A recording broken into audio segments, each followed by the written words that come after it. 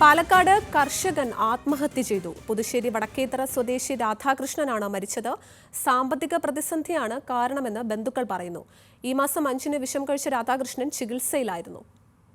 കൂടുതൽ വിവരങ്ങളുമായി പാലക്കാട് നിന്ന് ആഷിഖ് റഹ്മാനാണ് ചേരുന്നത്. ആഷിഖ്, അതീവ ദുഃഖകരമായ ഒരു വാർത്തയാണ് ഇപ്പോൾ വന്നിരിക്കുന്നത്.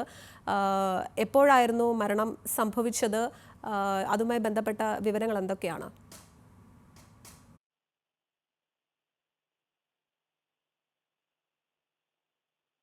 12-ാം തീയതി 12 ദിവസത്തിന് ശേഷമായിരുന്നു മരണപ്പെട്ടത്. ഈ വ്യക്തി പുതുശ്ശേരി വടക്കേത്തറ സ്വദേശി രാധാകൃഷ്ണനാണ് മരിച്ചത്. ഇദ്ദേഹം 2 ബാങ്കുകളിൽ നിന്നായി 6 ലക്ഷം രൂപ വായ്പ എടുത്തിരുന്നു. ഇത് തിരിച്ചറിയാൻ കഴിയാത്തതില്ല സാമ്പത്തിക പ്രതിസന്ധിയാണ് ഇത്തരത്തിലൊരു മരണത്തിന് കാരണമായതെന്നാണ് ഇപ്പോൾ ബന്ധുക്കളോട് നമ്മളോട് പറയുന്ന ഒരു കാര്യം. ഈ സാമ്പത്തിക ബാധ്യത തന്നെയാണ് എന്ന് സൂചിപ്പിക്കുന്നുണ്ട്. കാരണം 2 ബാങ്കുകളിൽ നിന്ന് 6 ലക്ഷത്തോളം രൂപ വന്നിരുന്നു. മറ്റൊരു പ്രധാനപ്പെട്ട കാര്യം, ഈ അടുത്ത കാലത്തായി നടന്ന കൃഷിനാശങ്ങളിൽ ഈ രാധാകൃഷ്ണന് നഷ്ടം നേരിട്ടിരുന്നു. ഇതോടുകൂടി തന്നെ പണം തിരിച്ചറിയാൻ കഴിയില്ല. അങ്ങനെയാണ് ഈ ആത്മഹത്യയിലേക്ക് കടന്നതെന്നാണ് ഇപ്പോൾ നമ്മൾ മനസ്സിലാക്കുന്ന കാര്യം. എന്തായാലും ഈ രാധാകൃഷ്ണൻ ഇപ്പോൾ ഉച്ചയോടുകൂടി മരണപ്പെട്ടു.